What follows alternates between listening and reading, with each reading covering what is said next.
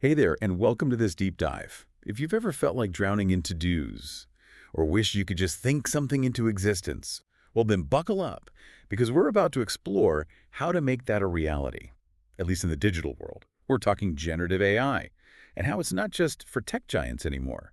And joining us to navigate this exciting new frontier is Anna, a professor at University 365 specializing in, you guessed it, generative AI. Ready to unlock some superhuman potential? I know I am. The potential really is incredible, and the most exciting part is that it's becoming increasingly accessible to everyone, not just programmers or data scientists. That's what I'm excited to unpack today. But first, for those who might be new to the party, let's make sure we're all on the same page. What exactly is generative AI? It feels like one of those terms everyone's throwing around, but I'm not sure everyone truly gets it. You're right, there's definitely a lot of buzz. But at its core, generative AI is all about algorithms that don't just analyze data, they create things.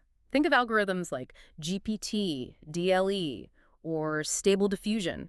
They've learned patterns from mountains of data, text, code, images, you name it. And based on that, they can generate entirely new content, whether it's a piece of writing, a stunning image, or even the building blocks for a new software program. Okay, that clicks. It's like traditional AI was great at recognizing a cat in a photo, but generative AI can actually create a picture of a cat wearing a tiny hat riding a unicorn. Exactly. And it's not just about funny images. The implications are huge. Imagine being a small business owner and needing a catchy tagline for your new product. Instead of spending hours brainstorming, you could feed some keywords and ideas into a generative AI tool and get dozens of options in seconds. So that's what I mean by superhuman.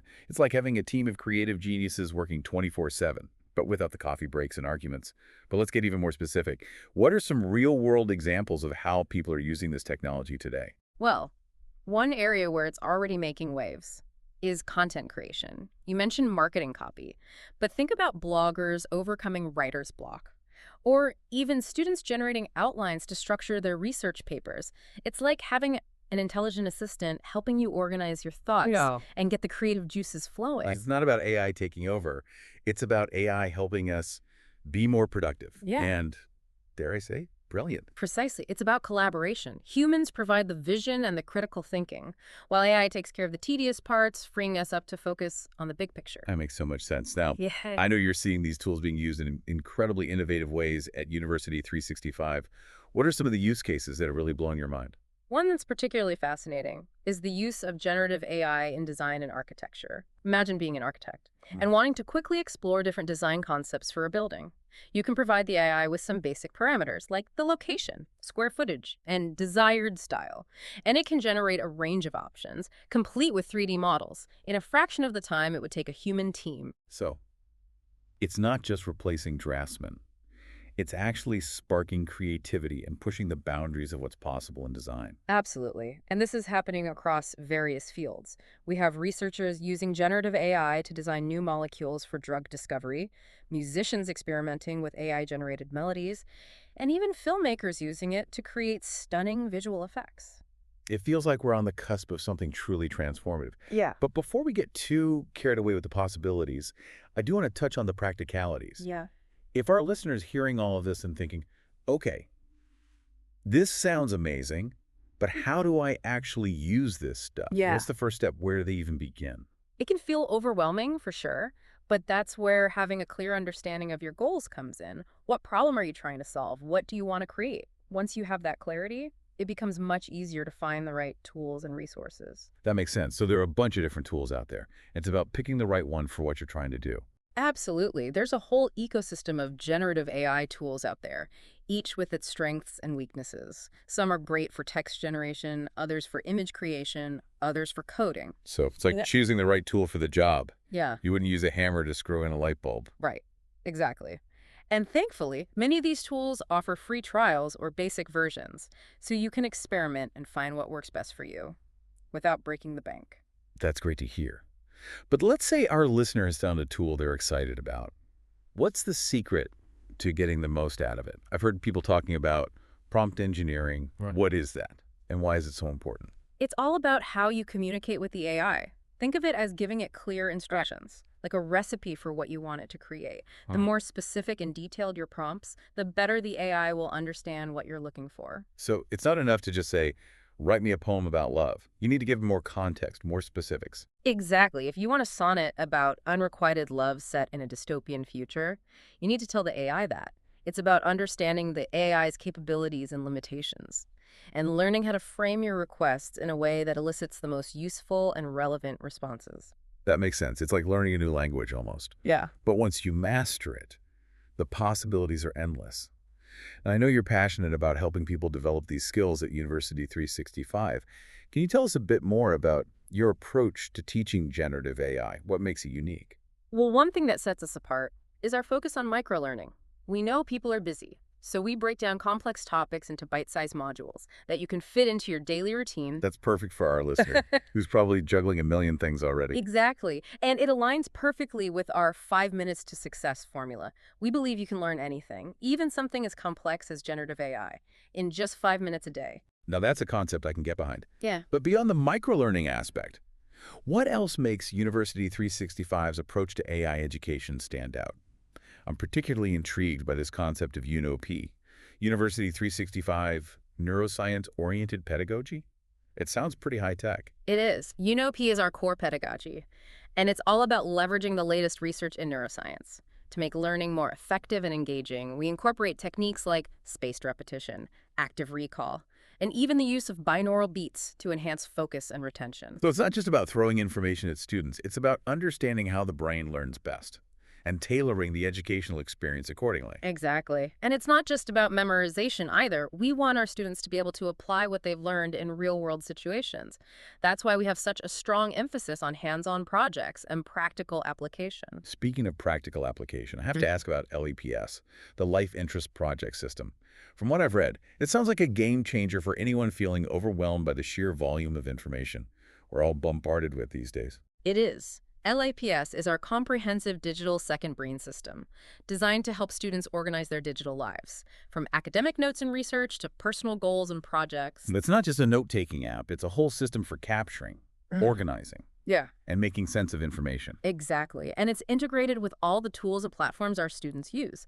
From Microsoft 365 to specialized AI software, we also provide training on how to use LAPS effectively, so students can truly unlock its potential. It sounds like you're giving students not just the technical skills, but also the organizational and cognitive tools to thrive in this increasingly complex world. That's exactly the goal. We want our students to be confident, adaptable, and capable of harnessing the power of technology to achieve their goals. Now, before we move on to exploring the potential challenges of generative AI, I have to mention one more thing that sets University 365 apart. Your AI-powered coach and mentor, U-Copilot. Tell us a bit about that, because it sounds incredibly innovative. U-Copilot is our 24/7 AI assistant, available to every student.